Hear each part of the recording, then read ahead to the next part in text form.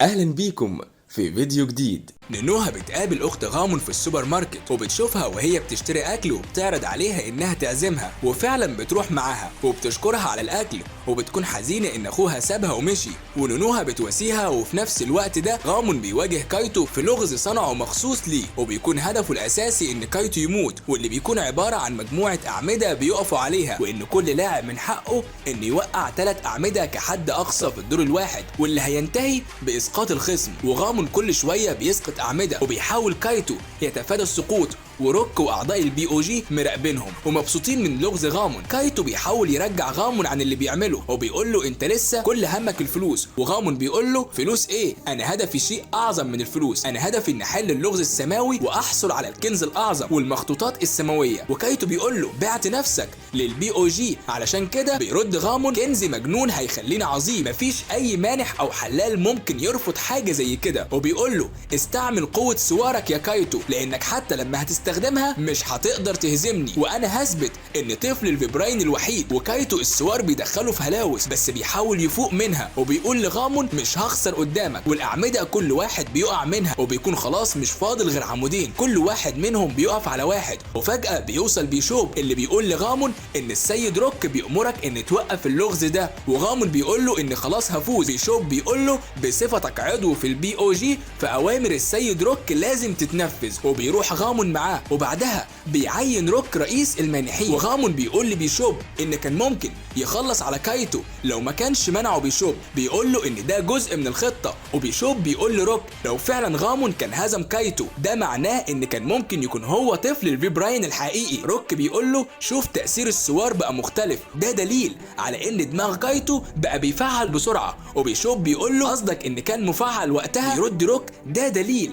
على تنشيط العقل الباطني، خلاص بقى قريب من الوصول للفيبراين. وبيشوب بيقول طب ازاي خسر بالسهوله دي والسوار مفعل؟ كان في سبب بيمنعه من الفوز ولا هو ما كانش عاوز يفوز اصلا؟ بيرد روك وبيقول كل اللي نعرفه دلوقتي ان كايتو بيتطور، وان غامون بقى خطوه اساسيه علشان كايتو يتنقل للمرحله اللي بعدها. ونونوها بتسال كايتو في طريقهم للمدرسه ليه ما جاش العشاء امبارح، وانها كانت سايبه ليه رساله، وان ميهارو اخت غامون كانت موجوده. بيرد عليها كايتو ان ما شافش الرساله. وقتها بيقابلهم جوكوغاوا اللي بيقول له ان سمع انه واجه لغز امبارح تبع منظمه البي او جي وانه انتهى بانه خسر. ونونوها مش مصدقه ان غامون انضم للمنظمه، وبيسمع زمايل ليه في المدرسه انه خسر وبيكونوا مصدومين، وبيشوفوا ان دي فرصه ليهم انهم يصنعوا الغاز ويدوها لكايتو، خصوصا ان بيخلص حل الغازهم في لمح البصر.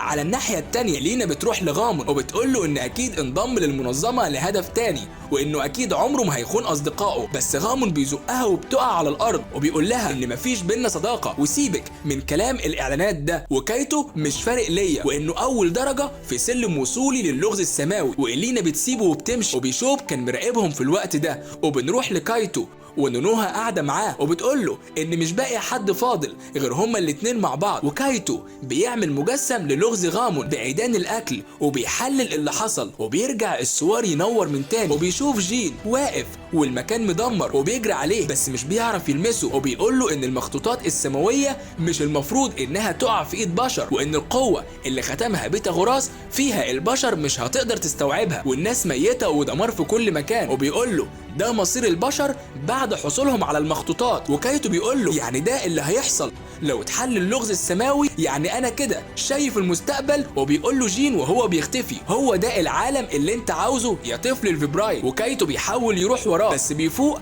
مع صوت نونوها على وقوع الجسم، وبتقول له مالك بس؟ بيسيبها ويطلع يجري. وبيشوب بيروح لغامون اللي بيكون واقف وبيفكر في اللغز، وبيديه جاكيت بسبب برودة الجو، وبيقول له ان ده الزي الرسمي لاعضاء البي او جي، وانهم شافوا عزمه وتصميمه وعلشان كده محتاجين مساعدتك لحل اللغز السماوي. وغامون بيقول له اكيد وبياخد منه الجاكيت. وكايتو على الناحيه التانيه بيقول ان مش هيسمح لحد يحل اللغز حتى البي او جي، وانه مش هيسمح بان عالم زي ده يتصنع. وبعلو صوته بيقول انا اللي هحل اللغز. بيظهر المدير وبيقول لغامون اللي بيشوف فيديو ليه وهو وكايتو في يوم اللغز، وبيقول له ان سمع عن انضمام المانح الجديد وان هزم دايمون كايتو. وغامون بيتفاجئ وبيقول له انت لسه حي، وبيقول له المدير ان قبضوا عليه. وغامون بيقول له ازاي وانت بتمشي حر كده؟ بيرد عليه انا ممكن اتحرك عادي بس مش ممكن ان اقدر اهرب. وبنروح لنونوها اللي بتلاحق كايتو وبيحاول انه يمنعها، لكن فجأة اول لما بيشوف لغز مع حد من زمايله السوار بيتفعل وبيبدأ كل اللي حواليه يخافوا، ومن ضمنهم نونوها، وبيصرخ باسمها وبيفوق على صوتها وهي بتقوله في ايه، وبيقول لها من الافضل ليكي انك تبعدي عني. ولسه بيمشي بس بينادي عليهم جوكوغاوا وبيقول لهم ان في حاجه مهمه لازم نتكلم فيها. وبيروح لكيوبيك اللي بيقول له ان كان طول الوقت ده مراقبه، وان من بيان قدراته العقليه اللي ظاهره له بيوضح ان قدرات كايتو قدرات فوق الطبيعيه وفوق قدرات البشر. وبيساله مريت بحاله حسيت فيها انك مش قادر على سماع او رؤيه اللي بيدور حواليك؟ فاجئ كايتو وجوكوغاوا من ردة فعله وبيقول تقريبا. وكيوبيك بيقول علشان تسرع قدراتك دماغك بتتخلص من بعض المعطيات اللي بتعتبرها مش ضرورية، ولو استمرت دماغك كده هتوصل لمستوى خيالي، ووقتها على الأغلب هتحصل حاجات مش هتتصدق، ولو فضلت القدرات الدماغية في التسارع فعاجلا أو آجلا هتموت. وبيكمل وبيقول ان حدة التسريع بتزيد لما السوار بيتفعل. وكيوبيك بيقول له توقف عن حل الالغاز يا كايتو قبل ما تخسر نفسك. وكايتو بيقول له انا ما طلبتش نصيحتك، وبيمشي. ونونوها بتروح وراه وبتحاول تتكلم معاه بس بيقول لها انا هواصل بحل الالغاز مهما حصل. وبتقول له انت بتعمل كده علشان تنتقم لاهلك ولا عشان تنقذ جين؟ وبتقول له ان مفيش حد هيكون مبسوط وانت مش سعيد. وبيقف وبيقول لها نونوها شكرا على كل حاجة قدمتها ليا لحد دلوقتي. وبيمشي وفي طريقه بيقابل مانح من البي او جي. وبنروح لكيوبيك اللي بيحاول يخترق شبكة البي او جي وبيفضل يحل مجموعة من الالغاز لحد ما بيوصل للغز وبيحاول فيه اكتر من مرة لكن مفيش فايدة. وقتها بيقوم كيوبيك وبيطلب من جوكوغاوا ان يساعده، وبيقول له انا عارف انك عضو في البي او جي وانهم لو عرفوا ممكن يعاقبوك. وبيقول له ان طول عمره الارقام كانت صديقته، لكن بعد ما عرف كايتو اتمنى يكون صديقه، بس من الواضح ان مش جدير بصداقته. بيخفف عنه جوكوغاوا وبيقول له انت اصلا صديقه. وبيقول له كان نفسي اساعد بس انا مانح وحل الالغاز مش اختصاصي، وانه كان عاوز في البدايه انه يكون حلال لانه اعتقد انها مهمه شريفه بتعتمد على حمايه الناس وكنوزهم عن طريق الالغاز، علشان كده انا عاوز اعرف ايه اللي بيحصل في البي او جي. وبيحاولوا يدخلوا كلمة السر، وبعد محاولات بيستنتج جوكوغاوا انها رمز الفاي باللغة الاغريقية واللي قيمته بتتسمى بالرقم الذهبي. بيدخل كيوبيك قيمته وبيفتح على لغز تاني اصعب، وكيوبيك بيقول انه مش هيعرف بس جوكوغاوا بيشجعه وبيقول له هنحاول مع بعض. كايتو في الوقت ده بيواجه لغز جديد، والعضو المانح بيقول له ان في المكان ده لغز مطلوب منك انك تلاقيه وتحله قبل ما الوقت ينتهي. وكايتو بيسأله ايه نوع اللغز؟ بيرد عليه انه مش مسموح ليه، وبيقول له ان هي دي القواعد وانه قدامه 10 دقايق بس، ولو الوقت خلص وملقاش حل وقتها هيقع وهيتقطع في المكان اللي تحت. والوقت بيبدأ وبيحاول كايتو ان يدور على اللغز المخفي، وبتيجي اشاره لكيوبيك ان كايتو بيواجه اللغز، وبيكون جوكوغاوا بيقول له يا ترى ايه اللي هيحصل له لو زادت سرعه قدراته. بيرد كيوبيك تبعا لنشاط دماغه وبالاعتماد على بعض المعلومات هيقدر انه يتنبأ بالمستقبل في شكل رؤيه، ده احتمال مش متاكد منه. ونونوها في الوقت ده بتفتكر ذكرياتها مع كايتو في صغارهم، وبتلاقي جهاز مراقبة كيوبيك وكايتو لسه بيحاول يدور على اللغز، والسوار بيساعده وبيعرف انها شفرة وبتعتمد على الاضواء والارقام المكونة من 8 ارقام، ودماغه بيحلل ان يحل لغز معتمد على النوتات الموسيقية ال7، وكل نوتة من الوان بتعطي حرف ان الجواب في براين. والعضو المانح مش مصدق انه قدر يحل اللغز بالسرعه دي، ولسه فاضل اكتر من 6 دقايق. وكايتو الرؤيه بتكون عنده مش واضحه وبيتصرف بشكل هستيري، ونونوها بتحاول تهديه وتقول له انت كنت بتبعدنا علشان خايف علينا، بس انا مش هسيبك وانا مش عاوزه اشوفك حزين وبتعاني، وهكون سعيده لو بقيت سعيد انت كمان. وكايتو بيبدأ يهدى ويستوعب وجود نونوها اللي مش شايفها واللي بيطلب منها انها تفضل جنبه، وبترجع له الرؤية من تاني وبيشوفها، وآن بيكون جه مع نونوها وواقف بره على الباب. في نفس الوقت بيقدر كيوبيك وجوكوغاوا انهم يحل اللغز اخيرا، وبيكونوا مبسوطين من روك. على الناحية التانية روك بيدخل لغرفة برقم سري وبيقول لشخص بيلعب معاه شطرنج ان كايتو خلاص قدرات الفيبراين استيقظت جواه، وانه اختبره النهارده، وانه هيجي لعالم الفيبراين وهيكون موجود هنا قريب يا جين. اللي بيبعد شعر روك من على عينه الشمال واللي بتكون حمراء، وكايدو بيكون مراقبهم.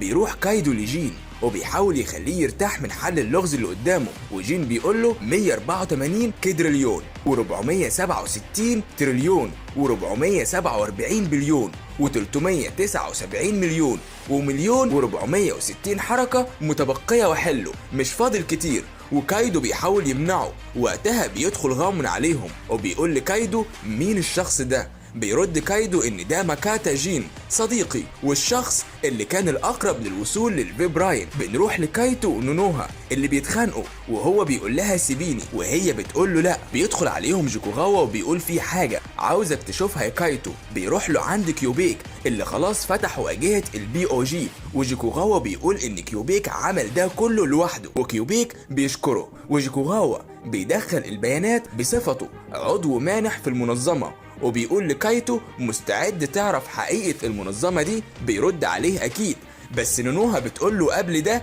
إيه اللي بقيت تشوفه مؤخرا. بيرد المستقبل، أو على الأغلب إزاي العالم هينتهي. وبيكمل وبيقول لهم إن لو حد حصل على المخطوطات دي العالم هيتدمر. ده اللي قاله جين. ونونوها بتقول له مين ده.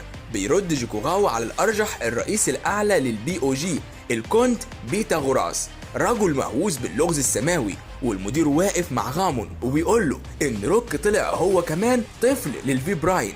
انا دلوقتي اخيرا فهمت حقيقة هدف الكونت بيتاغوراس.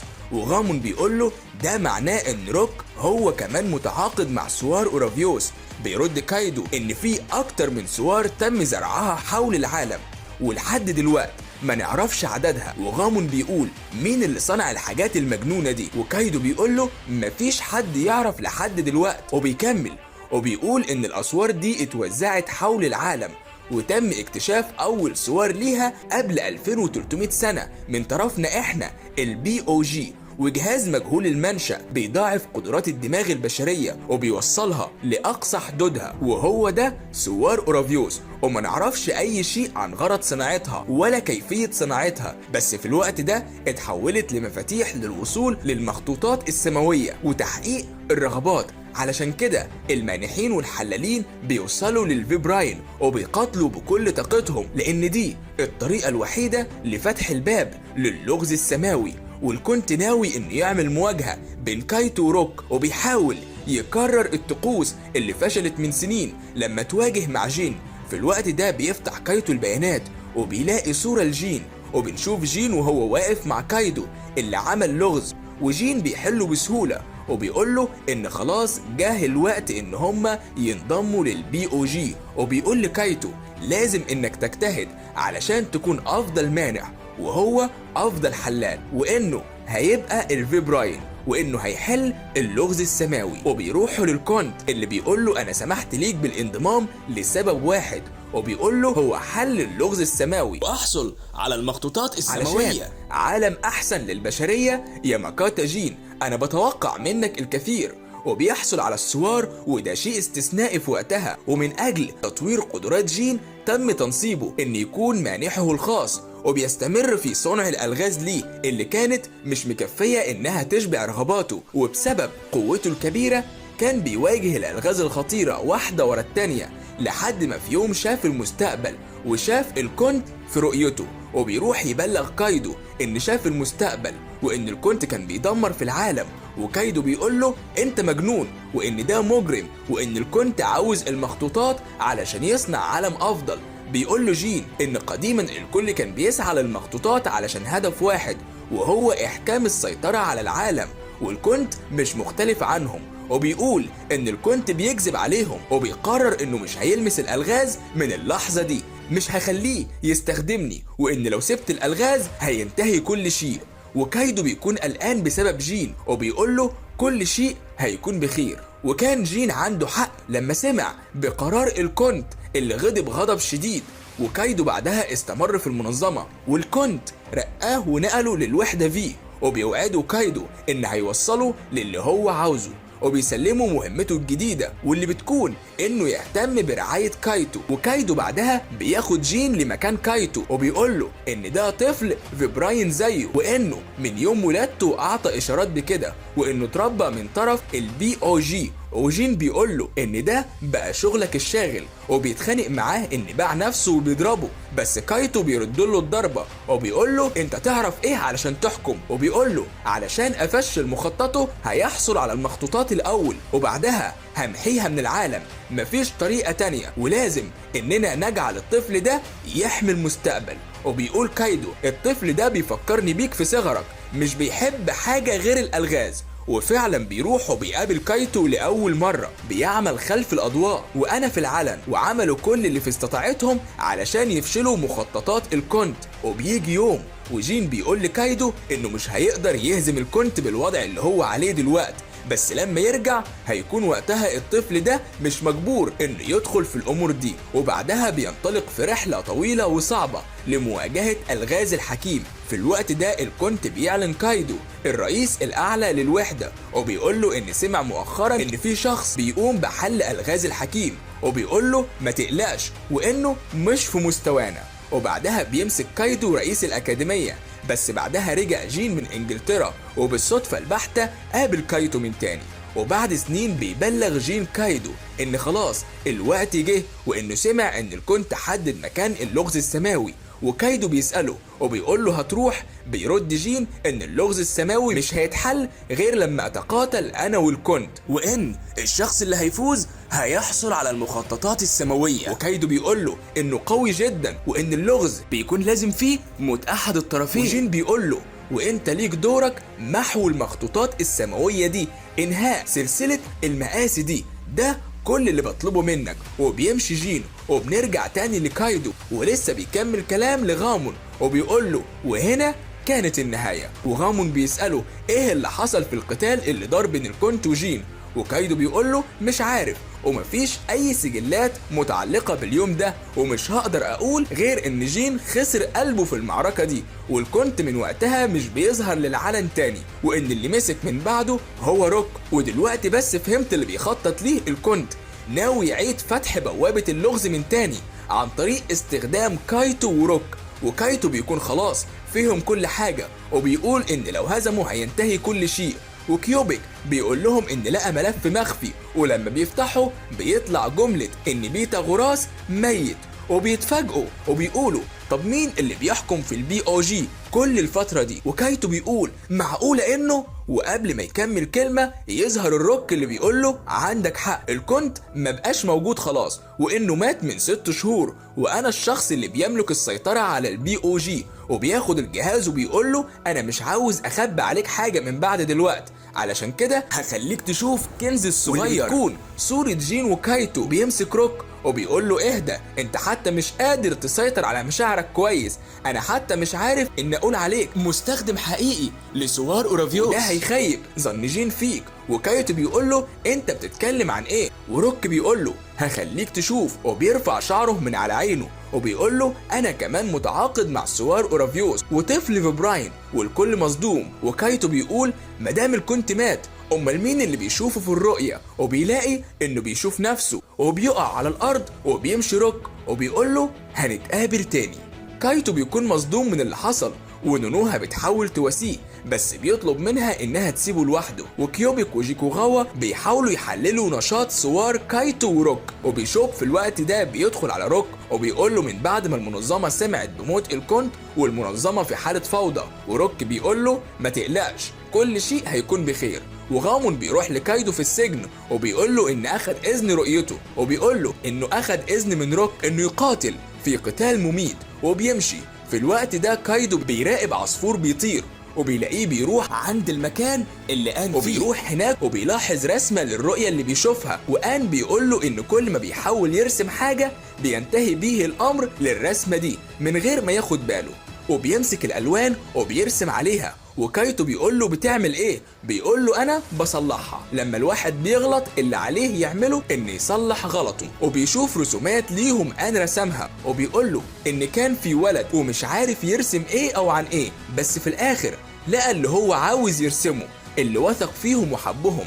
بيرجع كايتو لبيته وبيلاقي إلينا واقفة قدام الباب وبتقوله إن معاها دعوة ليه لآخر اللغز لغامون. بيتقابل غامون مع كايتو ونونوها وكوبيك وآن وجيكوغاوا وإلينا وبيشوب وروك، وغامون وكايتو بينهم نظرات تنافسية في مكان حيطانه زي ورق الكوتشينة، واللغز بيكون عبارة عن أعمدة بالدور، كل واحد منهم بيختار الأرقام والعمود المحدد اللي هيخرج من الجدران الأربعة، وأيا كان مين استخدم الأعمدة دي بشكل صحيح هيوصل للسطح ويفوز. بتعلن إلينا بداية اللغز وبيقول غامون على أول رقم وبيطلع عمود، وكايتو هو كمان. وبتكمل إلينا شرح القواعد بإن مش ممكن لأي حد منهم إن يستخدم نفس العمود، وعليه إن يبني طريقه الخاص وفيه 100 عمود في كل جدار، وممكن للمتباري إنه يضرب الخصم أو يسحقه بواسطة الأعمدة. وغامون بيقول الرقم اللي بعده وبيتفاداه كايتو بسرعة اللي كان واقف قصاده،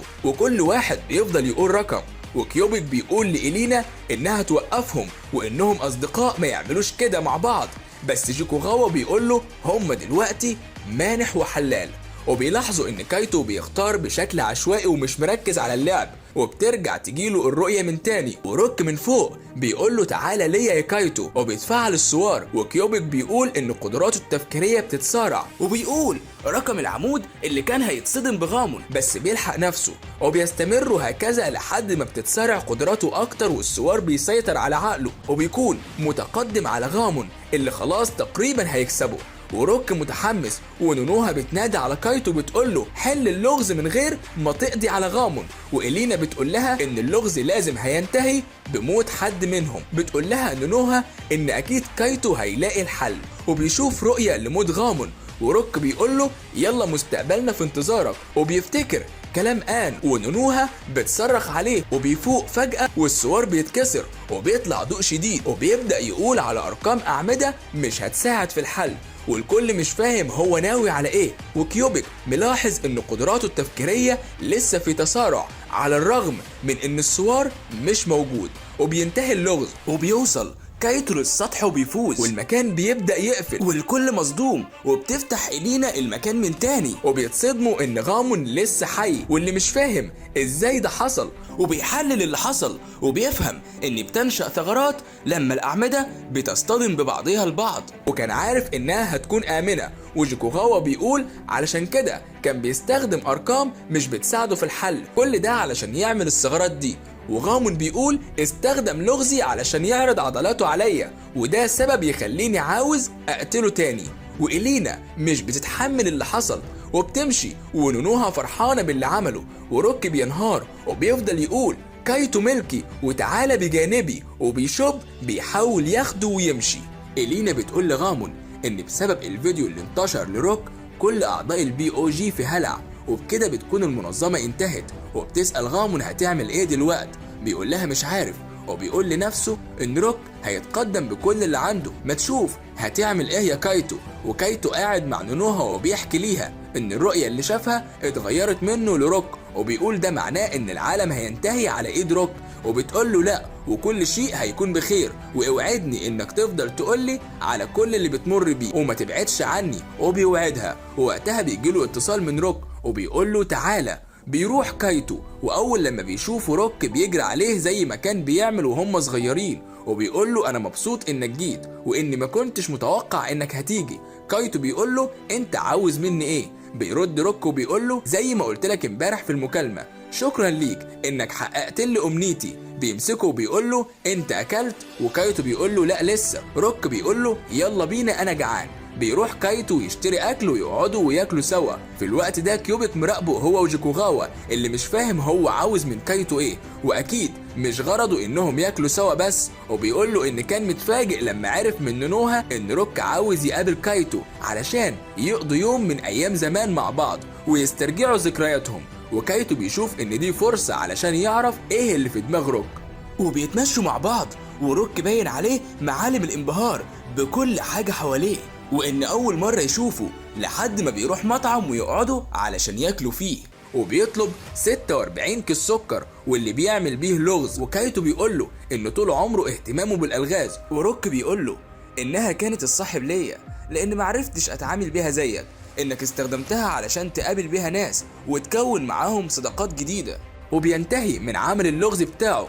كايتو بيقول له جميل، وبيقول له ان مدينتك جميلة قوي ونظيفة وسعيدة ومليانة بالاصدقاء والابتسامات، بس فجأة بتجيله رسالة من نونوها، ولما بيخلص بيلاقي روك مركز معاه وبيقول له دي البنت اللي اسمها نونوها، اكيد قلقانة عليك، انت فعلا محظوظ يا كايتو. وكايتو متردد في مشاعره ناحية روك في الوقت ده، وبيشوف بيتكلم مع كايدو انه خلاص ما بقاش واثق في روك اللي كان بيسعى لعالم افضل، لكن دلوقتي هو مش فاهم هدفه ايه.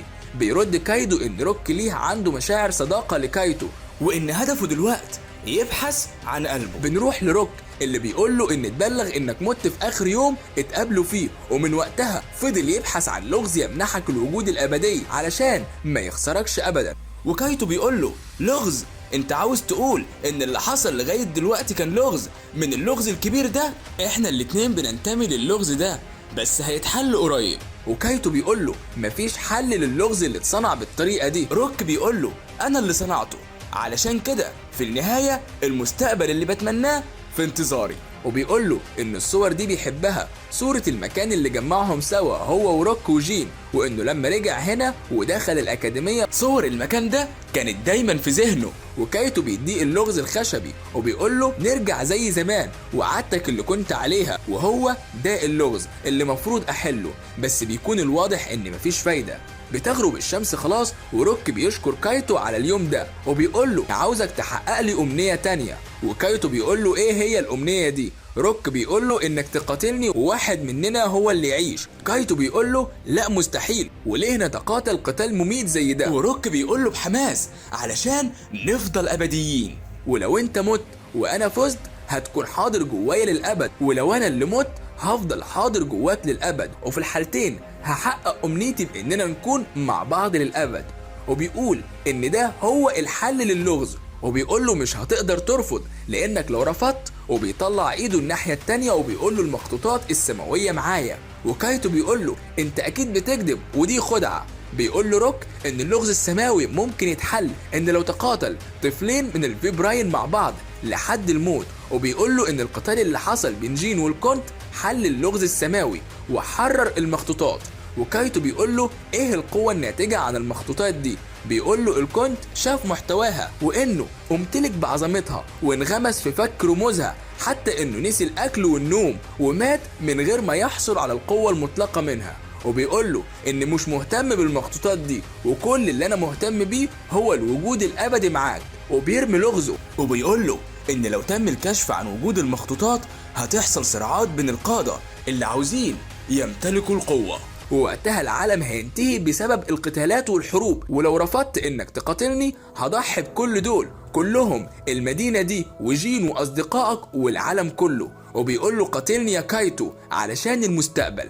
وكايتو بيقول له مش هسمح لك ابدا، انا هحمل عالم ومش هسيبك تحقق المستقبل ده، وهغير لغزك ده بالقوة. كايتو بعدها بيستدعي نونوها اللي اول ما بتوصل بتسأله اذا عرف يقنع روك انهم ما يتقتلوش ولا لا. بيبتسم وبيقول لها جبت ليا حلوياتك، وبياكل منها وبيقول لها طعمها لذيذ وان ما كانش يعرف انها حلوة كده، وبيقول لها اعتني بنفسك، وبيشكرها وبيمشي. ولما بتروح وراه فجأة بيظهر نور شديد واللي بتكون مروحية بيركبها وبتطير، ونونوها بتصرخ عليه. في الوقت ده كايدو بيروح لجين وبيقول له يلا بينا نقابل كايتو. وواحد من الحراس بيقول له انت دخلت هنا ازاي؟ بس غامون بيضربه وبيكون معاه إلينا وباقي اعضاء المنظمة، وبيقول له يلا بينا يا مدير. وبيشوب في الوقت ده بيجي بمروحية وبيطلب مساعدة كيوبيك وجيكوغاوا ونونوها انهم يوقفوا القتال اللي هيحصل بين روك وكايتو وايه اللي ممكن يحصل بسببه. وبيتوجهوا لجزيرة كاياكا، الجزيرة اللي بيواجه فيها أطفال الفيبراين اللغز السماوي من قديم الزمن اللي بتتسمى بجزيرة أورافيوس. بنشوف روك على مكان مرتفع جدا، وبيقلع روك الجاكيت وبيكشف عن السوار، وبيكون واقف على كرات، وبيقول له ان الكرات اللي تحت دي بتمثل كواكب المجموعة الشمسية والشمس اللي انا واقف عليها، وبيقول له ان كل الكواكب دي بتدور حول محورها، ولو قدرت تستعملها للوصول للشمس وقتها هتفوز. وكيوبيك بيراقب كايتو في الوقت ده وبيسمعه روك وهو بيقول له ان لكل كوكب فترة محددة، وبيقول له احذر لان بعد ما الفترة دي بتنتهي فجأة بيتكسر الكوكب لقطع، وكايتو بياخد باله انه على شكل اللغز الخشبي زي بالظبط الشمس اللي واقف عليها، وبيقول له بمجرد ما تحط رجلك على الشمس وقتها الشمس هتتفكك وتقع وانا اموت، ووقتها هكون ابدي جواك. ونونوها بتقول له ما تعملش كده يا كايتو، انتوا اصدقاء. وروك بيظهر المخططات وبيقول له اكيد مش ناوي تهرب، وكايتو بيقول له ما عنديش نية ان اعمل كده، وبيحرك من ايده الكرات وبتتكسر، وبيكون مش موجود غير 8 كرات اللي هما الكواكب والشمس. وبيشوب وجيكوغاوا بيقولوا لنونوها انه باللي عمله ده سهل اللغز، حتى انتي تقدر تحليه دلوقتي يا نونوها. وروك بيقول له مش يلا بينا، انا مش عاوزك تضيع وقتك في لغز تافه زي ده. وكايتو بيقول له بس كده هحله علشانك وهحصل على المخطوطات وهحرقها بنفسي، وفي نفس الوقت هنقذك يا روك. وبيسخر منه، وروك بيقول له مفيش غير طريقة واحدة لحل اللغز ده، وهي انك تقتلني. ازاي هتلاقي طريقة تانية؟ وبيطلع كايتو وبصوت عالي بيقول له هلاقي الطريقة، ودلوقتي بدأ الحل. بيشوب بيقول لهم ان كايتو مش هيعرف يلاقي طريقة تانية، وبتخلص فترة الكوكب الاول وبيتكسر وبينقل على الكوكب التاني. وجيكوغاوا بيقول ان مفيش فايدة، حتى مش معاه السوار. ونونوها بتقول له هيلاقي وكل شيء هيكون بخير، وانه قدر ينقذ غامون من غير السوار ويقدر يعملها تاني. وبيسمعوا صوت غامون اللي بيقول لهم ان نفسه يعملها تاني. ونونوها بتقول له بتعمل ايه هنا يا خاين؟ بيقول لها ان الكلام ده ما ينفعش تقوليه لشخص انقذ ضحايا زيي، وبيكون قصده المدير وجين اللي بيتابعوا كايتو وروك. وبيقفز كايتو على الكوكب اللي بعده، وبيقول لنفسه ان هينقذ روك وهيخرجوا مع بعض من اللغز ده، وبيقول ده لغزي وانا هحله. وبيفتكر اليوم اللي قضوه سوا وانه شاف ابتسامة روك ومش ناوي يسيب ابتسامته تموت. الوقت بيمر وبيقرب كوكب بعده كوكب، ومش لاقي طريقة غير انه يتقدم من روك. بيكون خلاص مش فاضل غير كوكبين، وكايتو بيحاول يلاقي حل، والكوكب بيبدأ يتفكك وبينط على الكوكب الاخير. وروك بيقول له خلاص وصلت يا كايتو، وبيقول له يلا يا كايتو اجعلني ابديا، ووقتها هنقدر نحيي الايام اللي عشناها مع بعض احنا الاتنين بس مع بعض للابد. ونونوها والباقيين بعد ما انضم ليهم آن قربوا، ونونوها بتحاول تنادي عليه بس مش سامعها. وكايتو بيفكر ان شكل الشمس شبه اللغز الخشبي اللي عمله، وبيقول يا ترى ده فخ، بس بيقول لا انا واثق فيه ان عمره ما يستعمله كفخ. وبعدها بتجيله فكرة وبينادي على نونوها وبيقول لها لما خلص اعملي لي حلويات نونوها الخاصة بعيد الميلاد. وكيوبيك بيقول لها ايه الحلويات دي؟ بتقول لهم انها صنعتها ليه في عيد ميلاده لما كانوا صغيرين، حلويات خاصة مصنوعة من كعك الفجل وعشب البحر والكريمة. وكيوبيك بيكون مش عاجبه، بس بتقول له ان ده طعام كايتو المفضل، وانه قال لها ان طعمها كان فظيع وانها اخطر شيء في تاريخ البشرية. وغامون وجيكوغاوا بيقولوا ايه اخطر شيء؟ وكيوبيك بيقول لهم السم والمخدرات والمتفجرات، وغامون بيقول متفجرات. وبيبص على قاعدة اللغز وبيقول وهو بيسخر انت دلوقتي بتترجانا علشان نساعدك. وبيقول له ايه وقعتك صعوبة اللغز من جسرك العالي؟ وكايتو بيقول له في حد فجر الجسر فوقعه على الارض. وبيفهموا اخيرا قصده ما عدا نونوها. وغامون بيقول لكيوبيك تقدر تعملها، وكيوبيك بيقول له اكيد. وبياخد من آن الوان، وجيكوغاوا بيديهم العصير اللي بيشربوا كالعاده. وكيوبيك بيبدا يصنع القنبله، وبيشوف بيقرب لهم انتوا بتعملوا ايه؟ الكوكب خلاص مش قدامه كتير وهيقع، وخلاص الكوكب بيتفكك. وبينط كايتو وبيمسك في الحلقه الموجوده حول الشمس اللي بتبدا تتفكك، بس مش بيقدر يرفع نفسه وبيقع. وروك مش مصدق وبيقول مستحيل، بس بيطلع ان كايتو منع الشمس من انها تتفكك باللغز الخشبي. وبيطلع لروك وبيقول له ودلوقتي بقيت ابدي. وبيطلع له وبيقول له مفيش وجود للابديه، لانك لو مت مش هتقدر تصنع الغاز بعد كده. والكل مستغربين ان الشمس ما وقعتش. وبيشوف بيقول علشان قدر ان يلاقي القطعه اللي بتقع الاول وقفها، بس الوقت بيمر واللغز بيبدا يتفكك من تاني. وفي الوقت ده بيكون كيوبيك خلاص خلص صنعه للقنبله، وبيرميها لغامون اللي بيديها لنونوها، وبيقول لها ارميها في مركز اللغز في العمود الايمن. وآن بيشجعها وبترميها فعلا، وبيحصل انفجار وكايتو بيجري، وروك والمخطوطات بتقع والشمس بتقع وبتتفكك. ونونوها بتعيط، افتكرته وخلاص مات، بس بتسمع صوته وهو بيقول لها انا حي. وروك كمان اللي ماسكه واقف على فرع الشجره وبيشوب مش مصدق الطريقه اللي نجوا بيها، وبيسالهم ازاي فهمتوا تلميح كايتو، وكيوبيك بيقول له احنا عباقره برضه. ونونوها متعصبه وبتقول لهم خلتوني ارمي القنبله، بس جيكوغاوا بيقول لها بس ده اللي انقذهم. وبيفوق روك وبيستغرب انه لسه حي، وكايتو بيقول له انا مش قلتلك ان هنقذك، وبيوريه قطعه من اللغز وبيقول له من غيرها ما كنتش قدرت ان احله. وكايتو بيسأله ليه صنعتها بنفس الشكل، وروك بيقول له مش عارف، انا كنت بفكر فيك وقت ما صنعتها. وآن بيقول له انا اعتقد انك بس كنت عاوز تشوف كايتو وهو بيحله. وكايتو بيقول له انا اسف يا روك، ما قدرتش ان احافظ على وعدي باني احل كل الالغاز معاك، بس انا اخيرا حليته، علشان كده من فضلك اصنع ليا واحد جديد. وروك بيعيط وبيقول له غريب، انا ما بكيتش من يوم فراقنا. وآن بيقول لهم ان كله تم ختمه في اللغز السعادة والحزن وكل شيء في قلبك، والسوار بيبدأ يتفتت. وروك بيشكر كايتو ان انقذه وبيقول له انا عاوز اصنع الغاز كتير ليك، وعلشان كده ممكن تحلهم علشان يا كايتو. وكايتو بيقول له طبعا وبكل تأكيد. وغامون بيصرخ وبيقول له وانت كمان بتعيط مثير للشفقة. وكايتو بيقول له اسكت وما تتدخلش. وغامون بيقول له لولا مساعدتنا كان زمانك ميت. وكايدو بيقول لجين ان حياة روك بدأت من جديد وخلاص المخطوطات اتحرقت يا جين، وبيقول له ان دورنا بينتهي هنا. وبيرجعوا تاني للأكاديمية، وروك بيروح رحلة مع بيشوب علشان يكتشف نفسه من تاني، ويرجع وهو قادر انه يصنع الغاز ويعيد بناء البي او جي من تاني لأهداف تستاهل فعلا. وعلى الرغم من انه حاسس انه محبط، بس كل شيء هيكون كويس، وانه مش وحيد، وانهم مرتبطين بالالغاز. وتاكيدا بيطلب من كايتو ان يتحداه ويحل اللغز بتاعه اللي عمل عليه شوية تعديلات. وكايتو بيقول له مفيش لغز ما اقدرش احله.